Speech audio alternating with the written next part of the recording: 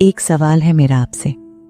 बहुत छोटा सा सवाल है, लेकिन जवाब देने से पहले सोचिएगा। आपने अपने पार्टनर, अपने पति या अपनी पत्नी से आखिरी बात क्या कही थी? क्या वो आई लव यू था? क्या वो अपना ख्याल रखना था? या फिर वो कोई ताना था, कोई शिकायत थी, या गुस्से में कहा गया कोई ऐसा शब्द था जो अब कभी वापस नहीं आ सकता? हम सबको लगता है कि हमारे पास वक्त है। हमें लगता है कि रात को लड़ेंगे तो सुबह मना लेंगे, सुबह लड़ेंगे तो शाम को साथ में चाय पी लेंगे। हम अपनी जिंदगी को फॉर ग्रांटेड ले लेते हैं। लेकिन मौत के पास कोई कैलेंडर नहीं होता। वो अपॉइंटमेंट लेकर नहीं आती। आज की कहानी आपको डराने के लिए नहीं है, बल्कि आपको जगाने के लिए है। क्योंकि मैंने अपनी पूरी जिंदगी, अपनी पूरी खुशियां सिर्फ एक रात के गुस्से में खो दी। अगर आप अपने ईगो को अपने प्यार से बड़ा मानते हैं तो प्लीज अगले 15 मिनट कहीं मत जाइएगा। ये कहानी आपकी जिंदगी बचा सकती है। मेरा नाम काव्या है। अक्सर कहानियों में लोग कहते हैं कि हमारा रिश्ता परफेक्ट था, पर मैं झूठ नहीं बोलूंगी।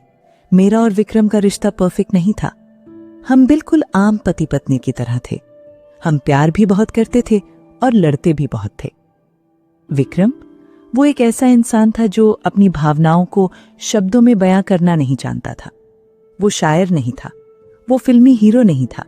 वो बस एक मेहनती आदमी था जो चाहता था कि उसकी पत्नी खुश रहे, उसका घर चलता रहे। वो अपनी जिम्मेदारियों में इतना खोया रहता था कि कभी कभी छोटी छोटी चीजें भूल जाता था, जैसे बिजली का बिल भरना या घर आते वक्त दूध लाना। और मैं उन पत्नियों में से थी जो परफेक्शन चाहती थी। मुझे चाहिए था कि सब कुछ समय पर हो, सब कुछ व्यवस्थित हो। यही हमारे झगड़ों की जड़ थी। मुझे लगता था कि वो लापरवाह है, उसे लगता था कि मैं उसे समझती नहीं हूं। फिर भी सब ठीक चल रहा था, क्योंकि हर रात सोने से पहले वो मेरा माथा चूमकर कहता था, पागल औरत सो जा अब, और मेरा सारा गुस्सा पिघल जाता था। लेकिन उस साल 12 दिसंबर हमारी 5वीं सालगिरह थी। 5 साल, ये एक बड़ा पड़ाव होता है। मैंने मन में ठान लिया था कि इस बार सब कुछ परफेक्ट होगा। कोई लड़ाई नहीं, कोई शिकायत नहीं, सिर्फ प्यार। काश मुझे पता होता कि वो परफेक्शन की चाहत ही मेरी जिंदगी की तबाही बन जाएगी। उस दिन सुबह विक्रम बहुत खुश था। जाते वक्त उसने कहा था, काव्या आज शाम को तैयार रहना, मैं जल्दी आऊंगा, हम सेलिब्रेट करेंगे। उसकी आंखों में वो चमक थी जो मैंने बहुत समय से नहीं देखी थी। मैंने पूरा दिन तैयारी में निकाल दिया। मैंने अपनी वो लाल साड़ी पहनी जो उसे बहुत पसंद थी। मैंने अपने बालों में गजरा लगाया। मैंने वो सारी डिशेस बनाई जो उसे पसंद थी, पनीर लबाबदार, खीर और वो गार्लिक नान जिसके लिए वो हमेशा तरसता था। घड़ी में 7 बज गए। मैंने टेबल सजा दी थी, मोमबत्तियां जला दी थी, कमरे में हल्की खुशबू फैली हुई थी। मैं दरवाजे की तरफ देख रही थी। बस आता ही होगा, मैंने खुद से कहा। 7:30 बजे मैंने पहला कॉल किया। The number you are calling is currently busy.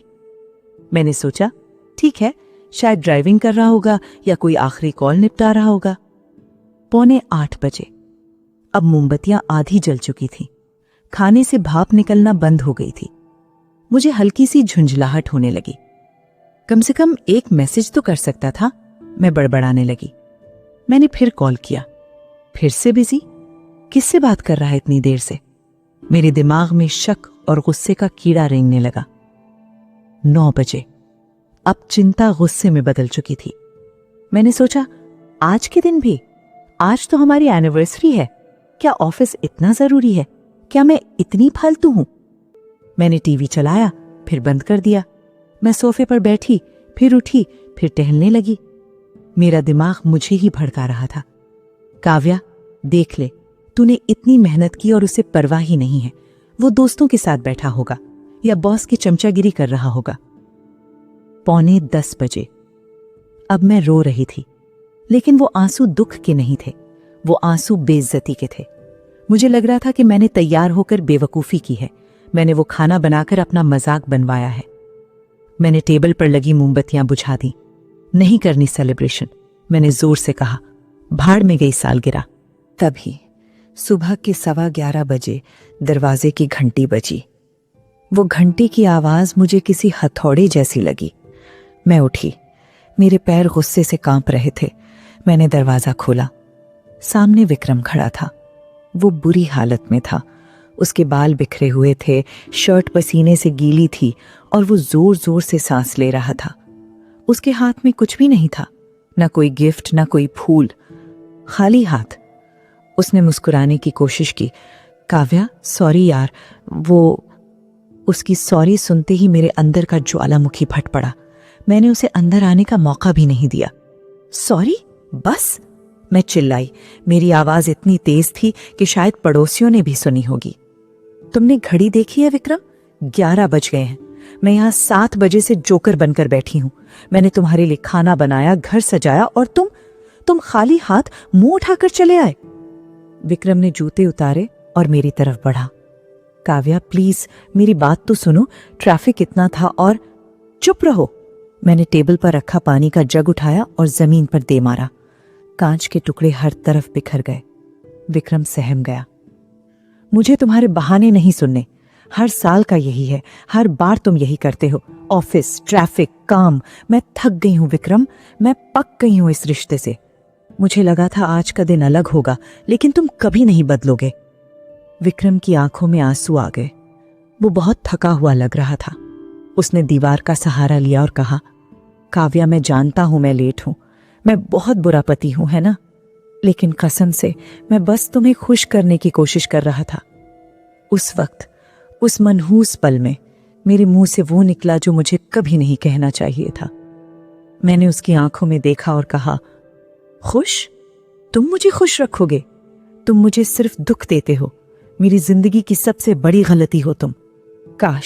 काश मैंने पापा की बात मान ली होती और तुमसे शादी ना की होती। कम से कम मैं आज रो तो नहीं रही होती। कमरा एकदम शांत हो गया। वो सन्नाटा, वो आज भी मेरे कानों में गूंजता है। विक्रम ने कुछ नहीं कहा। उसने कोई जवाब नहीं दिया। उसने बस मुझे देखा। उस नजर में गुस्सा नहीं था, शिकायत नहीं थी।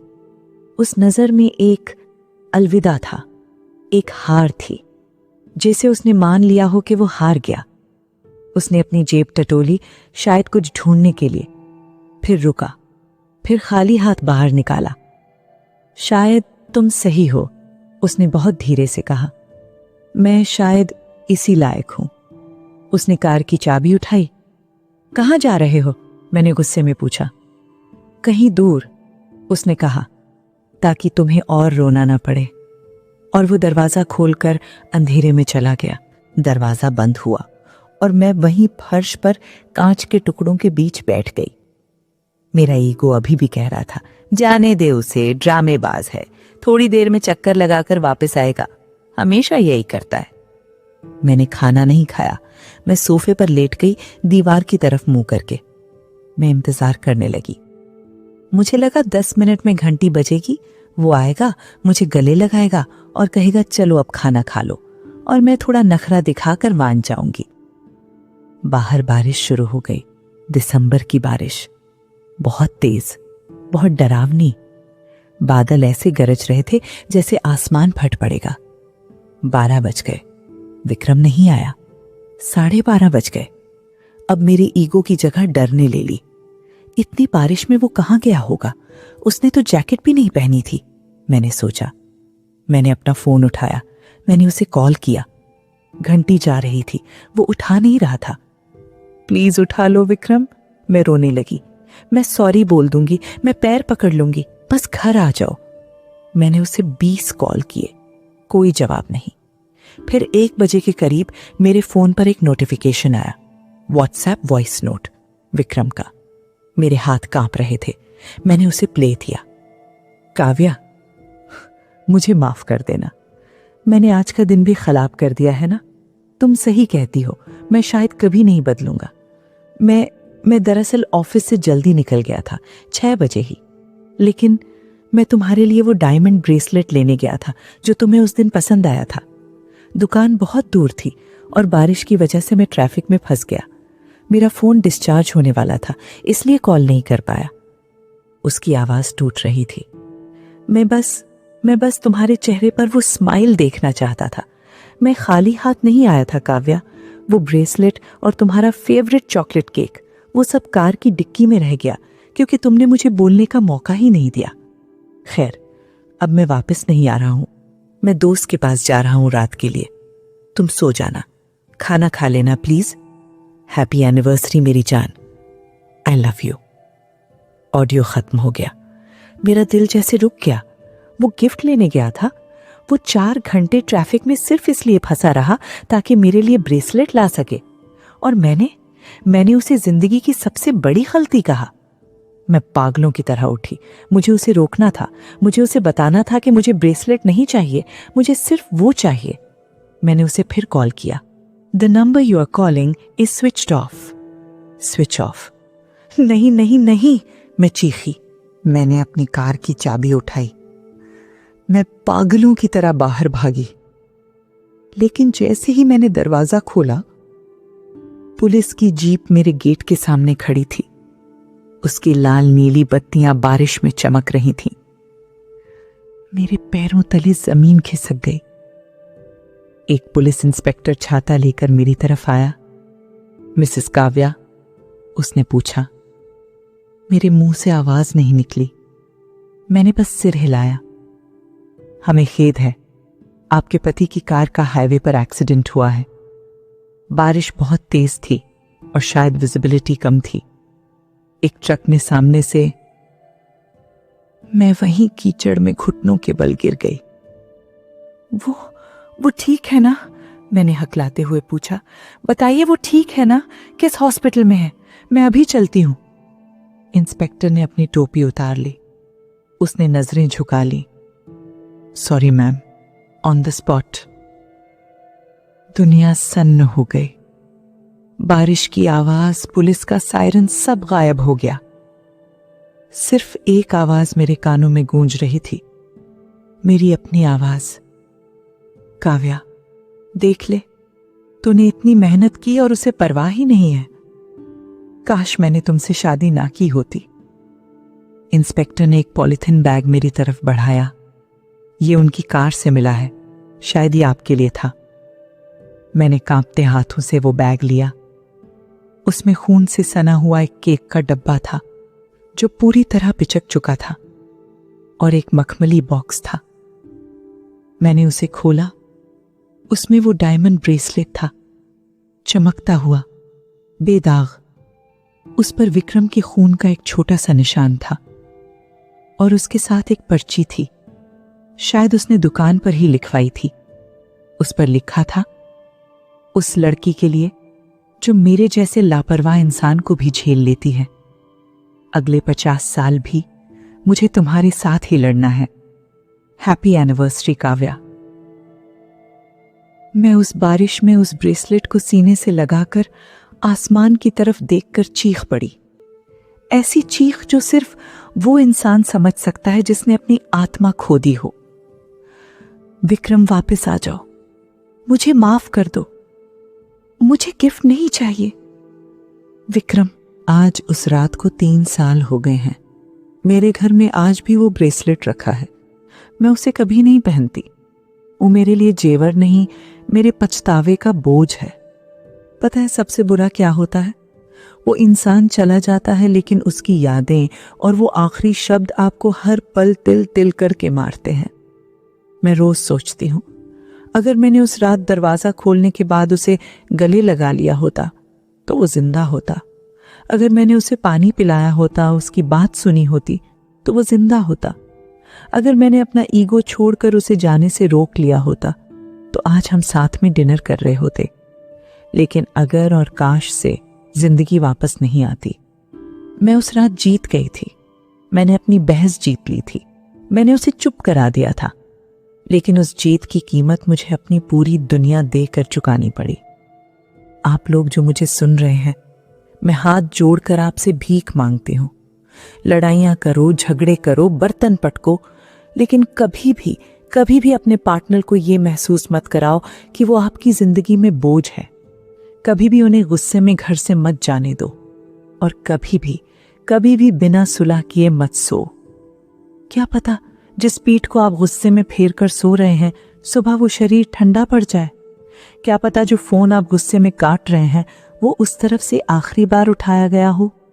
अपने ईगो को जला दो इससे पहले कि वो आपकी खुशियों को जला दे। आज ही, अभी अगर आप किसी से नाराज हैं तो उसे कॉल करें, उसे बताएं कि आप उससे प्यार करते हैं, क्योंकि जब वो चले जाते हैं तो हम दीवारों से बातें करते रह जाते हैं और दीवारें जवाब नहीं देती। इस वीडियो को शेयर करें, शायद आपकी एक शेयर किसी का रिश्ता बचा ले या शायद किसी की जान बचा ले। अपने पार्टनर को टैग करें और उन्हें कहें, माफ करना अगर मैंने कभी तुम्हारा दिल दुखाया हो, तुम मेरे लिए बहुत जरूरी हो। जिंदगी बहुत छोटी है दोस्तों, इसे नफरत में मत गवाओ। नमस्ते।